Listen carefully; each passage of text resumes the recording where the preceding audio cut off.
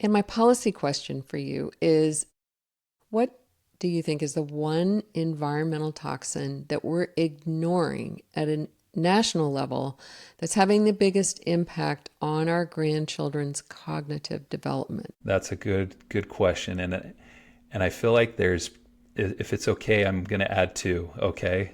Yes, you may. um, and I feel like finally the our country is actually recognizing some of this, thanks to some of the work that our Secretary of Health is actually doing. And the two that I would say would be glyphosate, which is found in Roundup. And glyphosate is a chemical that can create awful issues with like leaky gut. If you have leaky gut, that can cause a leaky blood-brain barrier. Glyphosate can also drive toxins that are present deeper into the tissues of our Mm, body.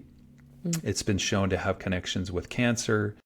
We do see a correlation with the increased amount of glyphosate sprayed on our crops, with a correlation with higher rates of autism, Alzheimer's, dementia, ADD, Wow. etc. So it really started getting more rampant. I think in the 90s was when glyphosate started picking up quite a bit.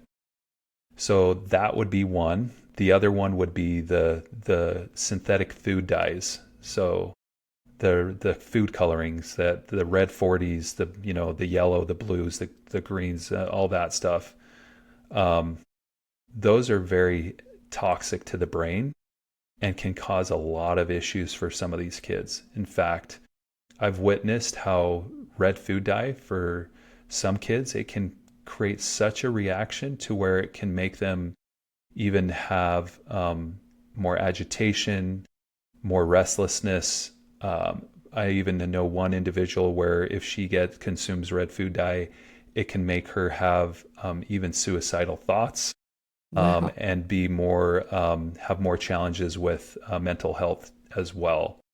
So the food dyes and the glyphosate, those would be the two that I would get rid of as fast as possible, because they are doing so much harm and there's really no good that is coming from it. And unfortunately, a lot of the food dyes are found in the inexpensive, cheap foods that are on the shelf.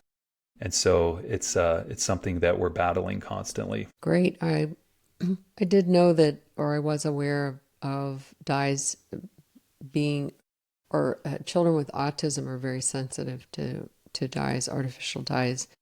And it's always surprised me, like, why would they put dye in grape jelly?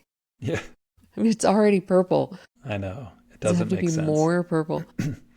Well, and what's sad, Laura, is if you look at other countries throughout the world, the companies that make some of these foods that use red food dye here in the US, they might have the same food on the shelf, let's say in the Netherlands or some other country, and they're using beet juice, or they're using turmeric powder, or whatever, like different things that actually can still color the food, but it's actually using like natural ingredients that can do the same thing. Mm, So, yes, I guess we need to take a look at that in this country as well.